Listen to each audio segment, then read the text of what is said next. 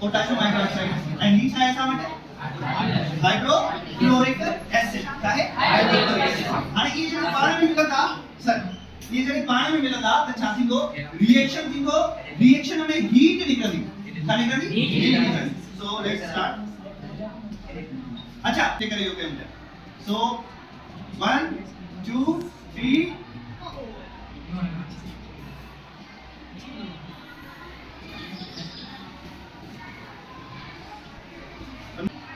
ऐसा उठाओ potassium hydroxide yes sir and जो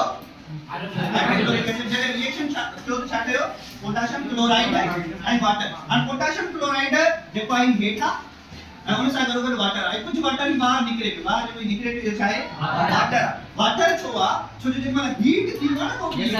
तो हीट ते पानी जो है वो बॉयल कर ठीक है और इनका जो टेंपरेचर नोट करो अच्छी चीज है ठीक वैसे गरम है हां गलत है तो इन्हें जो मतलब चाहे द इनर रिएक्शन में हीट बाहर निकली है